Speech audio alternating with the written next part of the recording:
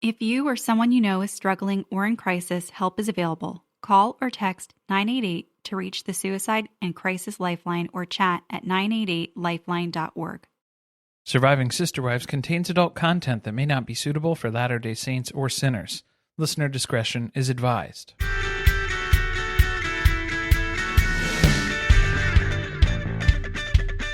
Hello and welcome to Surviving Sister Wives. I'm Corey. And I'm Carly. And this is Season 19, Episode 25, He Heals the Brokenhearted. And that's a Bible verse reference from Psalm 147:3. There's not much else to that verse, though, so it's pretty straightforward. It's He heals the brokenhearted and binds up their wounds. Were you expecting more Baby Billy on that sermon? Is that what was going on? I'm sorry, I still cannot get over that Whitney on Secret Lives of Mormon Wives is referring to her baby as Baby Billy. Unironically named a child Billy and then is referring to him as Baby Billy, but I wish she would just throw in an Uncle Baby Billy at least once, just for fan service. By the way, if you're looking for something else to listen to this week because these heavy episodes have been weighing on you, because this is going to be another heavy one, we are releasing our recap of the first episode of Season 2 of Secret Lives of Mormon Wives right here, so be sure to check that out. If you couldn't tell from the disclaimer and the warning that we just provided here, yet again, yes, this is a Garrison-centric episode. The episode description leaves little to the imagination when it comes to that, so if you're trying to skip over those parts, or if you're not in the mental space to listen to a recap or watch those episodes, just a heads up, this is going to be one to skip. It does look like we're going straight into the tell-all next week, though. So we should be kind of back to, what's that looking like, 4 episodes based on the schedule, maybe? From what I can tell, it's another 4-parter. This season doesn't need a 4-part tell-all. There wasn't that much left to the imagination or behind the scenes, really. I'm going to need some new interview questions. Based on the preview that we got at the end of this one, it's the same conversations that we've had at the last 2 tell-alls. And it feels like a really hard transition going from this episode, which is a funeral, into everyone being nervous about sitting down with Sookie to be asked the hard questions. Nothing's going to be harder than this episode. The stuff that they're going through with this episode. Sookie's questions, not to take anything away from Sookie, but I don't think that it's the same level of stress that they're dealing with right now. Yeah, to be honest, after I watched this the first time, I kind of felt like, I don't know if I really want to do a recap of it, because it feels weird recapping someone's funeral. Well, yeah, the play-by-play on it, not really necessary. So we'll kind of stick to the themes, the topics, the elements that we picked up on as far as the interactions and what took place here. So the episode description for this one is, the family has gathered in Wyoming to honor Garrison and lay him to rest in the family plot next to his grandparents. Kody digs a grave for his son's ashes, and the family says their goodbyes. We're getting a lot more Kody footage. I don't think people were ready for that for this week. No, last week's episode was not well received. Well, yeah, if you were able to put up with it for the last 2 weeks and give Kody and Robyn as much grace as was necessary to get through those episodes, now we're on to this one, and I think everyone's patience is kind of wearing thin. I feel like I've arrived at the same point as Janelle, where I'm just like numb to everything because I've been crying through so many of the episodes, and I'm not getting that offended by Kody. But I know a lot of people are. A lot of people are. We don't jump right in on the super heavy stuff, though. We open up in typical Sister Wives fashion now with the floating text above an establishing shot outside of a home. Okay, I spent a lot more time looking at it this week. It really does seem like they took the logo from an old promo pic and set the background to transparent in Canva, and they just put it on there. Slap it in here, so that way you know what you're watching. It's making me feel better about my Photoshop skills. Okay. Because they're about equal. Like your Robyn Amish bonnet one for her color season analysis on the live. Very good. No, we're here because we are getting ready for a fishing trip. This is like Janelle and Christine and most of their kids who are meeting up here. Looks like a rental of some kind. A really big rental. Very large rental. So last week we got Kody and Robyn doing their thing in Wyoming. Mostly Cody's thing that they were a lot of rambling. Yeah. And now this week, we're seeing what's happening when everybody else has shown up because they're still in these separate camps. It's Kody and Robyn and Dabsark, and then it's Christine and Janelle and most of their kids. Just Sark, I think, for right now. Yeah, Guys, no do Dayton we need sightings. to put out like a be on the lookout for Dayton Brown? Where is he? No, I think he doesn't want to be involved in the show, which rightfully so, man. That's your decision. We had other kids who don't want to be involved in the show who did appear in this episode. That was a surprise. They were also going heavy on the censors. And there's usually... They're blurring a lot of people out. They were blurring some faces. And then there's usually people who are, anytime a camera's around, you know they're going to be there, and they weren't there. So that was surprising, too. Who? Who could that be? Who can it be now? I don't know now. Oh, and then Mary, I forgot that she wasn't present with the rest of the family on this trip. And then afterwards, which is a very Mary-like thing to do, I had the afterthought of, wait, where was Mary the whole time? For the fishing in particular? For a second, I was like, oh no, did she get blurred out as some of the people? They just lost her in the shuffle there in the mix. No, I think fishing isn't really on the top of Mary's list, so... It's pretty low on Christine's as well. It's very low. Sometimes you just got to do what the group wants to do. And Janelle, Janelle wants to fish. Janelle is here to fish. Anywhere she can fish, she's gonna fish. She will never live down bringing the fishing pole to Maddie's wedding. When they had so much other stuff to do for that day because they were doing so many things. So I think that stressed Maddie out. But then she also knew kind of to expect that from Janelle at that point. That was the contribution that Janelle was providing here. So at least today, it didn't seem like there was too much else. This was kind of the activity that was planned for the day. So they were able to focus in on it here and enjoy the fishing experience, which is just cold rain outside fishing. Pretty much everybody's participating, which was nice, except for Truly on the sidelines crocheting. Well, and David was just sitting by too. He wasn't participating in the fishing. He was just kind of there so he wouldn't get fined. You think so? He looked like he was really excited to be there. Well, he was having fun, but he wasn't involved in the fishing kind of a thing. That was the difference. Where I think we should normalize Truly bringing crafts to things that she doesn't want to participate in. Like, that should be a normal thing. So if there would be people who get offended how Truly was not involved in the fishing and then was actively doing something else. Yeah, but she was doing something that she could still participate in conversation or be involved, but not directly involved because I don't really care about this activity, the fishing itself. Were they even in a spot where you think they would catch a lot of fish? Finches? I just glitched out, man. Finches? It was like a pond. Yeah, there's fish in there. If there's fish in there, you can catch them. Fish aren't very evasive. They're not very intelligent. I'm just used to the open seas. Yeah, you can catch a fish in a pond if there are fish in the pond to catch. Yes. I think we had confirmation that there had to be something in there. Didn't one of the kids catch one? Yes, Axel caught a fish because he was actually doing a real good job with casting the line too.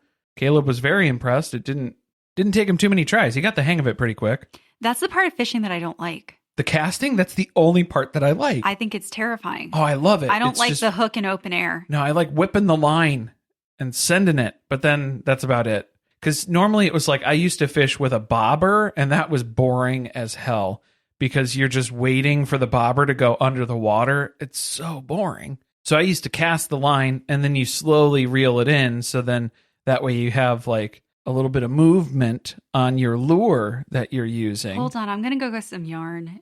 Yeah. Okay. And a crochet hook, okay? I'll be right back. I don't fish anymore. I think the last time I fished was like our wedding weekend on the boat. And I caught a fish. Nobody else caught any fish, but I caught a fish. And I didn't throw up.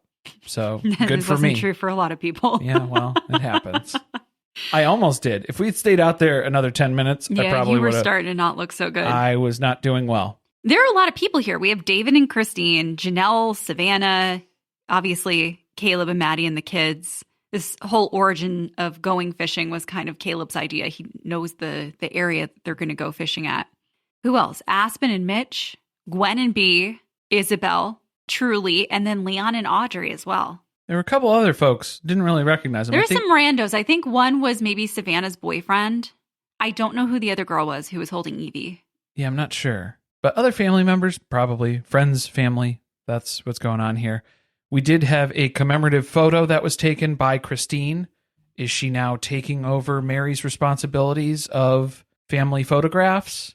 Okay, that's funny because she's bringing up how they didn't have a lot of pictures, especially of Garrison because he didn't like his photo taken, which, know that life. I don't think I've had a photo taken of me. This is why you guys can't find pictures of us. Yeah, I can't You remember. think we're being evasive. We just straight up don't have photographs of ourselves. I'm trying to legitimately remember the last photograph that was taken of me, and I can't think of it. They have so many photos, though, from the period where Mary was in control of making sure the family photos were getting taken. That's what I'm saying. And then you see where Mary kind of like dropped off, where she got alienated by the family. That's where we start to lose some time period. The archival footage, there's big gaps now. But Christine's trying to pick up the helm here. So she's getting everybody together, coordinating the photographs now. That's a responsibility that she's taken on for herself here.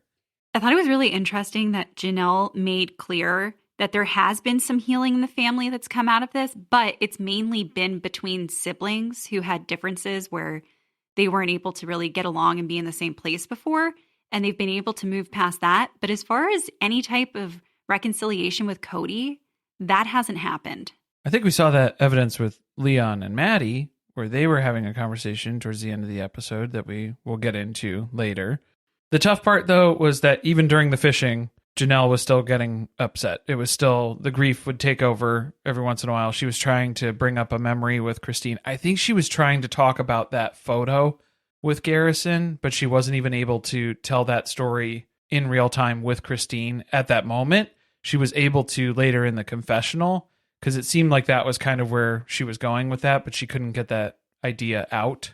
When they were talking about the photographs, because there was the one picture that they showed that was of Janelle and Garrison that he had asked for and she didn't find until after he'd passed away. Yeah, so it hits a little bit harder when it's, that was a request for a photograph that he was asking for. She wasn't able to find that for him, and then after he passed away, then you come across that photograph and immediately that's what you think of, is that there was this request that was still lingering too. So it's just all this emotion that's wrapped up in it, because they show the photo too, and it's adorable and silly and goofy and just so much love in that too. Janelle's smile is just so natural through the entire thing. So it's just another heartbreaking moment.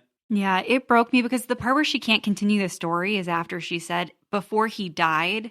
And then it's like, that's sometimes verbalizing that and hearing yourself say it is you get upset all over again. And I think that's what was happening to her in that moment. And she explained it, I'm fine till I'm not fine, and then I'm really not fine, and then I'll be fine again. And that's kind of grief, a summary really quick there, just laid out at bare bones level there.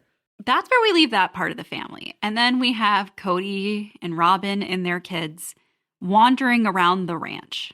Well, the juxtaposition of Janelle and Christine and their kids on this fishing trip, where it's like, cherish these little moments, cherish these memories, make these new memories together. Axel catching a fish. That's such a cool thing, that he'll remember for years to come, and that we can look back on and see these little glimmers of his personality shine through in these interactions with this group. The flip side of that is Kody and Robyn, where Kody is dragging the kids around on his tour of Wyoming, his old stomping grounds, to learn about his history with this town. You're so right. That's something for a therapist to dig into, because Cody's focused very much in the past, and Janelle and the rest of the family are trying to look forward. Maybe that is because he doesn't have the same type of closure that Janelle does. I think maybe too, there's probably a level of sort of like distraction. Like Kody doesn't want to be here and now, because here and now is not so good. There's not a lot of good feelings right now. So I have to go back to, when did I used to be really happy? What can I look back on fondly? Oh, there's these memories that I have. So he's able to talk about that, because if he talked about Garrison, he would probably just break down. Well, that's an interesting take.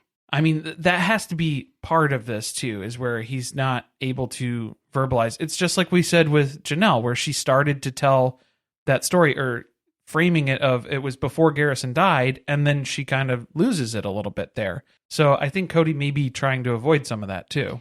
It did also seem like being here and talking about his time at the ranch was a way for him to connect with Garrison through something that they had a common experience together. Well, not necessarily together, but they'd both been at this place and experienced similar things. But it does sound like it's very Kody-centered. They found a way to make it gross, though, with Robyn's interjections. Okay. Because if you're going to look at it as a father-son bonding thing, this shared experience that happened at these different points in time in their lives that they were able to connect on, Robyn's take was a little thirstier. Girl, I've been really trying to find all of the empathy, to muster all of the patience that I possibly can throughout these episodes. But the whole Kody is really hot as a cowboy, yummy comment. Yeah. She made I don't even know what the onomatopoeia for that is. She catcalled Kody. That's what it is. It was so insensitive in an episode like this. And unneeded. I didn't need to know that about their relationship. Robyn getting horse horny, though, I wasn't expecting that to become part of the canon of the show. We've joked about it here and there, but now to have it just splayed out, I guess, in this way, I wasn't ready for it. You didn't think that she was a horse girl? I mean, she has... She's raised multiple horse girls. Yeah, there's like this sexualization of it, where it's like a cross-contamination of the sexuality and the horseness. It's the man extender, the masculinity of it. So it's just a whole bunch of different psychoanalytical things that I'm not qualified to get into. To be honest, I kind of lost interest when I found out that it wasn't about horses. To be honest. Didn't we all? This was where I got confused, though, because, again, it's looking at a lot of this stuff is through Kody's lens. This is still being referred to as this pilgrimage for him, this returning Garrison home to Wyoming. This wasn't the pilgrimage that I had in mind, though. This feels more like a Kody show, a Kody's greatest hits, not really in remembrance of Garrison. I get it. There's a lot of complications to it. Are we trying to just avoid those yucky feelings, these scary feelings that we have about this situation? Probably, but you're going to have to address that at some point. Not to say that you need to do it on camera, but please, for your own personal self and your own mental well-being, you're going to need to analyze and process through this. Just watching how everyone else is talking about Garrison and how they're relating to the trip, a stark contrast that's hard to overlook. So we do see Kody trying to take this in a direction where here's what my main motivation is for this trip. Here's my goal. This is what I'm here to do. And it was the memorial park. It was the cemetery space where he was going to be digging the grave for Garrison's urn. The way he's just dumping shit out of the back of the car, though, when he first gets there, he just pulls up to the cemetery right alongside the gravesite here and just starts chucking stuff out of the back of the car onto the grass. He's so glad to free up this trunk space because he's had this stuff in here since the murder tarp date, right? He's got a plastic tarp, of course. A shovel? Yes. All times. I've had that on me. This is Kody's kill kit, and this was for the murder tarp date, the 30th anniversary date with Mary during COVID, which did not go well. You were in danger, girl. He didn't have to buy too many extra things. He had the tarp, maybe some buckets. He had a couple of buckets that he had to grab. Some horse feed buckets, probably. Sure, Robyn's not going to bring those home. Yeah, they're going to rinse them out, and then they're going to be in the bedroom soon for some horse play. Well, he's not the only one who's going to be here today. He also has his brother Scott and then brother-in-law Tim who are going to be helping him to dig the grave. A couple of Garrison's uncles who he was close with during his time at the ranch, too. So these are two other men in Kody's family who had a great deal of shaping the person that Garrison became as an adult. I feel like somebody else should have been here as part of this? Maybe somebody who works at the cemetery, because Kody's starting to question and guess. I don't know if Janelle owns these ones, like these plots right here. This was so crazy. He's just eyeballing it. He asked permission to do this himself because typically someone from the cemetery would dig the grave. But he wanted to do this because it feels like an act of mourning for him.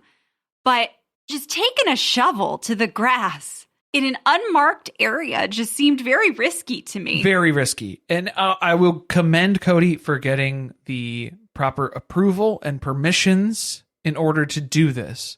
That's good. He didn't just storm in and try to take this over himself.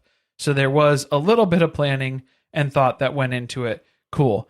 Maybe we could have double checked too. I did love the just men at work aspect here, where even as they start digging the little square, there ends up being a tiny orange flag in the sod that they are removing from that piece there.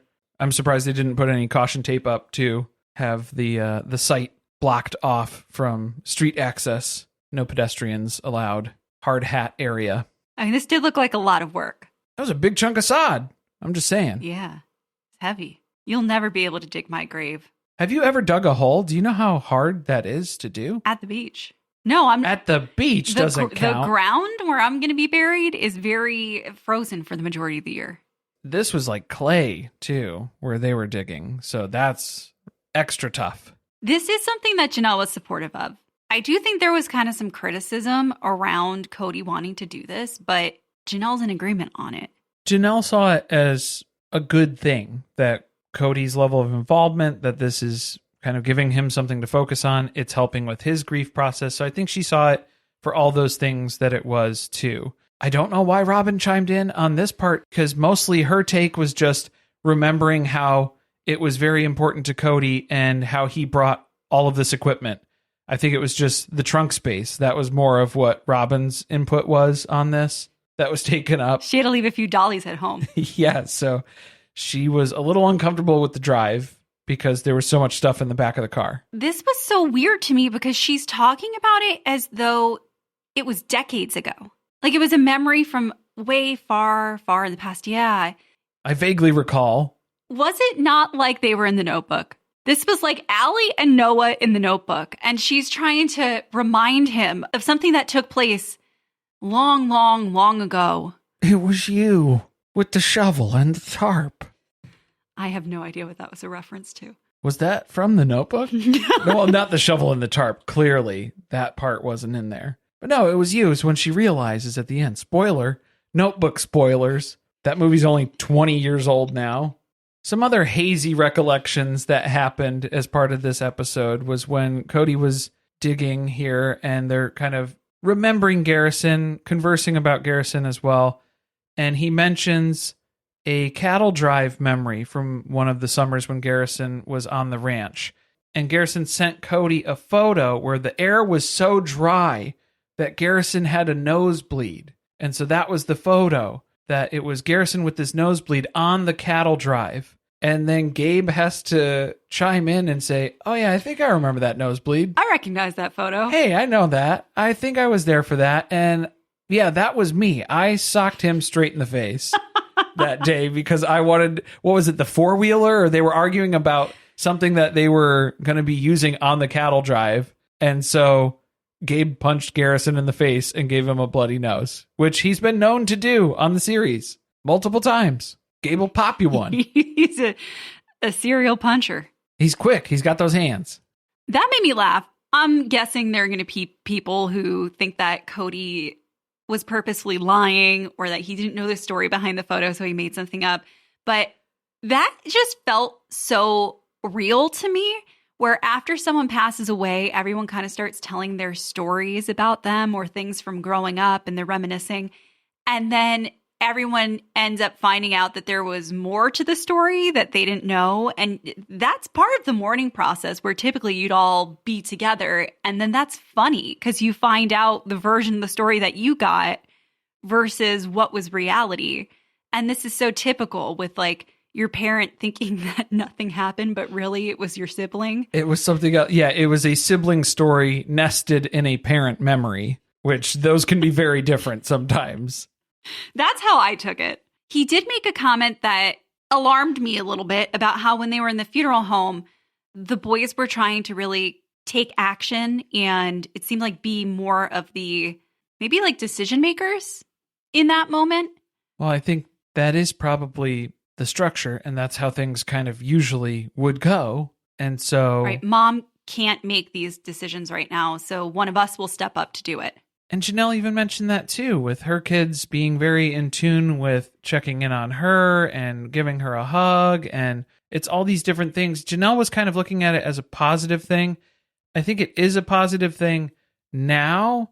Maybe it wasn't so great when it was like, yeah, they were kind of parentified. They were checking in on you. So that's the part where it's like time and a place. Like this is an applicable time where, yes, it would be good for a child to check in on their parent, but maybe not the level that we had Logan running a household as a senior in high school. I just thought it was interesting that Kody clocked it and then essentially told them to back off. It sounds like that he was the first one to hold Garrison and that his mom is in that same category. Well, meaning that like it's him and Janelle's decision because they're the parents. Yeah. Maybe we need to wrap that up in a way that's a little more sensitive to the people that you're talking to. Yeah, not to diminish anyone else's grief because they've lost a sibling here. So that's not to say that that's better or worse than what anybody else is going through. No, but and to your point, this is how they've typically operated because of the structure of being part of a plural family where Kody wasn't around to help with important things all of the time. So they've kind of just stepped into that role. Why would they think that this would be any different? I'll say that just, I didn't know it was possible, but it just improves my outlook on Janelle's older boys because they were immediately stepping in to make those difficult decisions when Janelle was not in the mindset or capable of having that at that time. She wasn't able to deal with that. So they took that on. And then once Kody came in and said, no, that's my job. Let me do that.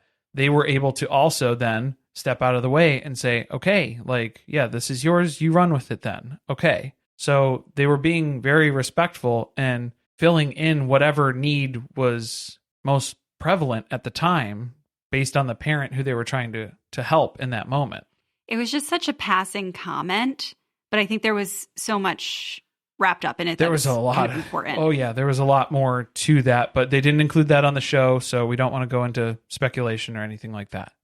So they kind of wrap up the segment. It's just pull up a chair. The site is now ready for the burial tomorrow, and it's just kind of remembering. They're watching the sunset Watching together. the sunset, and it's kind of the symbolic end to this experience that Kody was looking for. The next day they hold the funeral service, and they do ask the cameras to stay back, but this still is, in my opinion, a very intimate setting. I felt kind of like I was watching something that I shouldn't be. Yeah, like I was lurking. Invasive, I think is what you're going for. Yeah, like is if that was how it was feeling for us to watch at this level. Because it was. There was a lot of personal grief that was fully on display. Mitch carved kind of like a ceremonial urn that's like a Viking ship. So I thought that was really special. He's really good at woodworking, He's isn't really he? good. He's really good. It was super unique, and I think it was just a really nice gesture for him to be able to do that and for them to have something really personal and that felt custom to Garrison. I was a little nervous when Kody was digging and he said, I don't know what the final size is for the vessel here that Mitch is providing. So I was a little concerned because it was like, oh, I hope they have this sized properly then for what they're trying to do here. It worked out. It seems like everything lined up as needed here. We also had, was this Uncle Tim providing the eulogy? Where he showed up in a Hawaiian shirt. His Hawaiian florals. But also a pair of Hawaiian flowered shorts that were not a set, not a matching set. Didn't match. No, not at all. but he was here for it. And so that was where it was just so on brand, because Garrison had his company, Bob's Florals, that they kind of mentioned a little bit there too, of the Hawaiian shirts that he was selling at one point. And it felt like a kind of unexpected way to commemorate him in this moment too. Because even with Tim's opening line, he breaks it up immediately. You're expecting something so serious and solemn, and instead he starts with marriage, a quote from The Princess Bride. So that just makes sense. I thought Tim did a very good job with the eulogy. Is that what you would call it? I'm not really sure, because they all seem confused about whether or not they're having a funeral service, because they've already had, this is the third time that they've all gathered together to have something to honor Garrison. The first two weren't filmed, obviously. Well, the second one was photographed, but it was only on social media. It wasn't included as part of the show. And that was the one where it felt invasive, because I don't think that they knew that those were going to be that they were posted. Taking photos that were going to be distributed places. That they were taking photos that were going to go on Facebook just for anybody to see. So I think that was the one that was a little thrown off, where they weren't expecting that. That's fair. I mean, they did agree to have the cameras here today, and everybody's aware of it. And they are doing things to protect people who maybe don't want to be on camera. And like they said, they had the cameras much further back and probably zoomed in. Yeah. So they're probably a lot further away than they even seem like they are. Right. Yeah. I mean, there's significant distance there for sure. Still, the general sentiment of Tim's speech here is about deepening relationships, growing, learning. A lot of the message felt very relevant to Kody.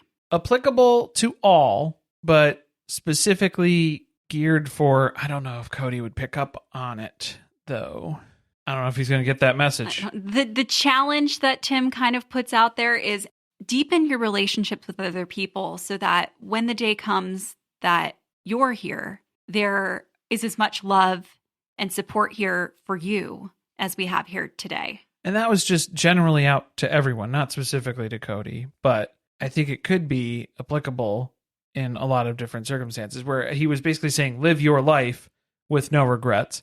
Live a life where you will be missed as deeply as Garrison is missed. Kody's relationship is still in such a bad place with everyone that I don't know how you stand here and you hear that and you know that your kids didn't want to get together with you, or at least we didn't see it on camera, that you're not thinking about what the next, 5, 10, 20 years of your life is going to look like.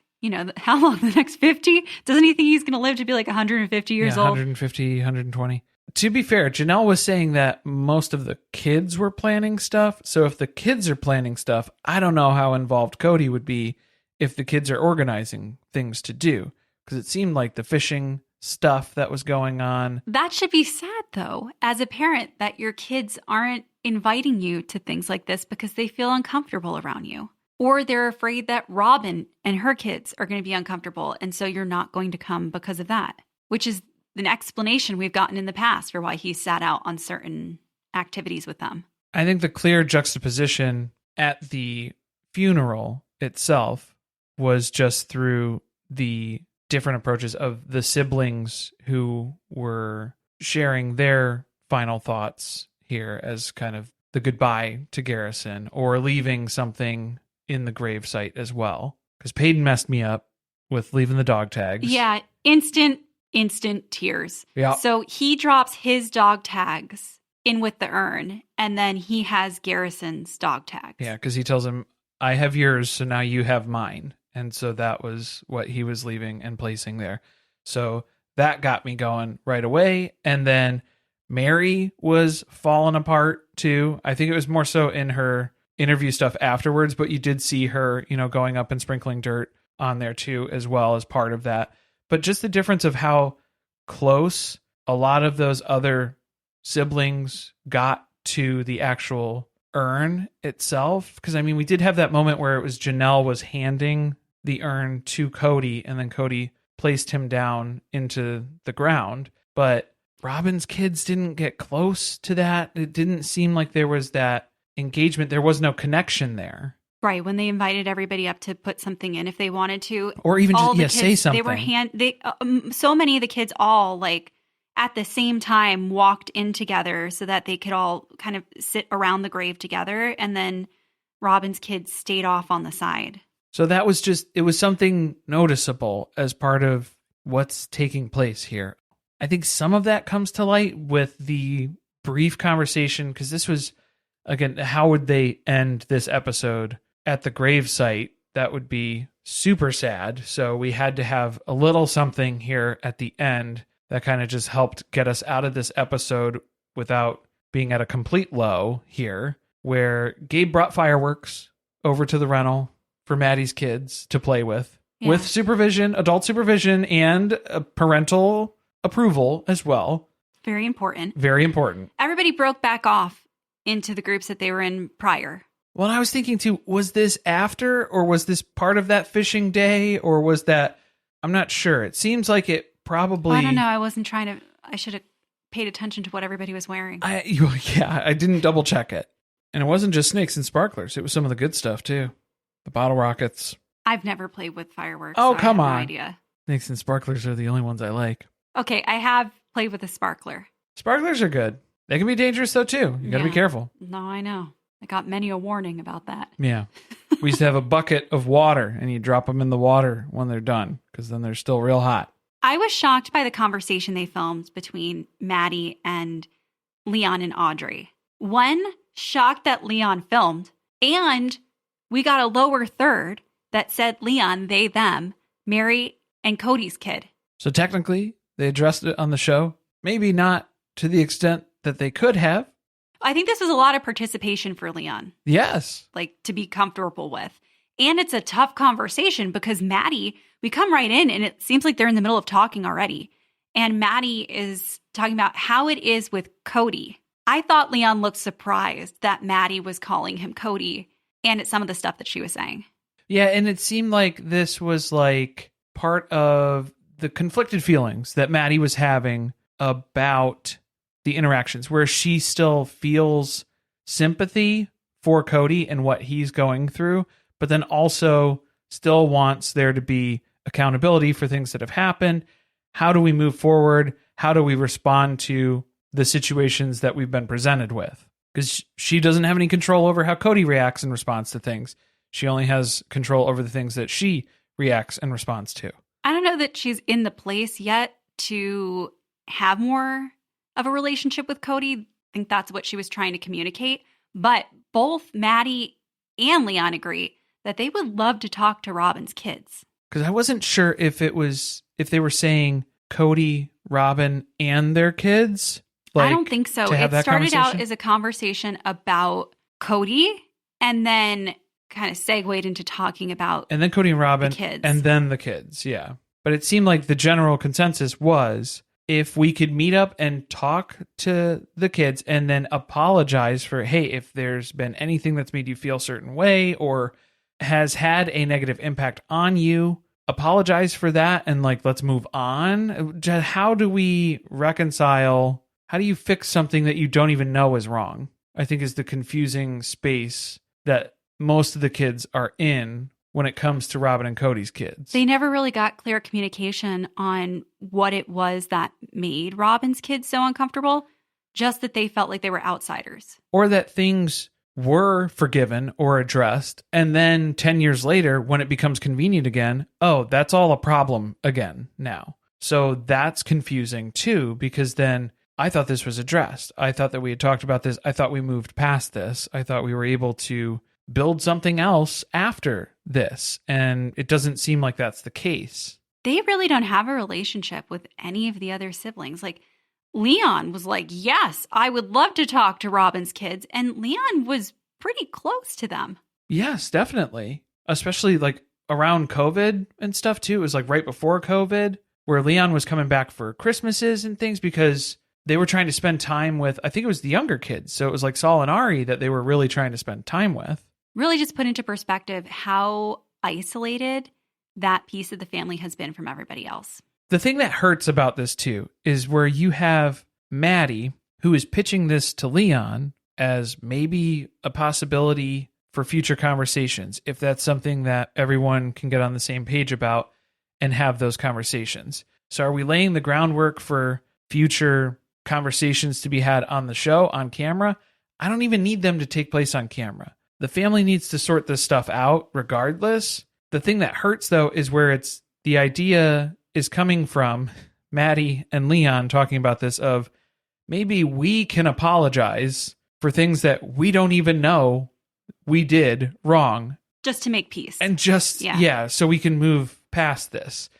So that's the hard part for me, is that you're still seeing the adult children handling things in a way where they're trying to take responsibility for things that aren't necessarily their fault. And then you're not seeing anything from the actual parents, in this instance, Kody and Robyn, for suggestions on how to make things better, how to improve your standing, how to get to a place where everyone can coexist peacefully together. Right. I know the kids are adults now, but you would think that the older, supposed to be wiser adults would be the ones who would be able to come in and give an apology and try to be the peacemakers to bring the family back together. But instead, the kids are stepping up to take that role. So that part I don't like. It was a choice to end the episode on a point of conflict. Well, yeah, or not even conflict, but it's just a path to a discussion. I think it's a reminder that conflict still exists, that they were able to come together to remember Garrison, but that it didn't heal the divisions in the family, because that is the finale note for this season. And we're jumping into the tell-all next week. It's shifting gears. You know, to talk about Mary dating again. And what is she looking for in a guy? And Janelle, we're coming off of an episode with Garrison's funeral, and we're cutting into a tell-all preview where Janelle's clarifying she's not asexual. I mean, hey, it was a mood shift. Good to know. But, it's just... If they don't time and a place. The first episode better open with Robyn trying to tell everyone to keep her name out of their mouths, because I'm going to need a full 4-parter on that one statement. Just scrap all the other footage. That is the only thing that I am compelled by. I'm not excited about Kody's declaring his love for Robyn yet again. And that was the entire downfall of his other marriages, was because he loved Robyn too much. It has taken Suki a number of years to get him to go from, there was never any favoritism, you guys are crazy, to, I never loved any of them, to, oh yeah, it's true. Robyn is my soulmate, and that is what destroyed polygamy for us. So that's got to be hard. I will still commend Suki just for every time you talk to these people, you're getting completely different answers. So it's really hard when you're only having a conversation once a year, and then you're being met with entirely new responses to things. It's really hard to keep that conversation going. She's just getting blindsided at every turn. But I need her to get a little bit more invested in it, so then that way she can counter these claims as they're coming up, question things in real time. But then she's going to end up like Tamron Hall, unemployed in terms of... No more Sister Wives tell-alls for you. Tell-alls, yeah. Well, we'll see you back here next week. That should be a different change of pace. A little lighter, a mood shift. It was definitely a shift, that's for sure. If there is anything that comes up around the Garrison stuff, we will keep you posted. We will let you know time codes in that episode. Obviously, this whole episode was Garrison, so that was why we gave the disclaimer at the beginning. But if we do get into stuff in the tell-all episodes, we'll be sure to flag those and keep that conversation separate as much as possible. Thanks for listening. See you next time.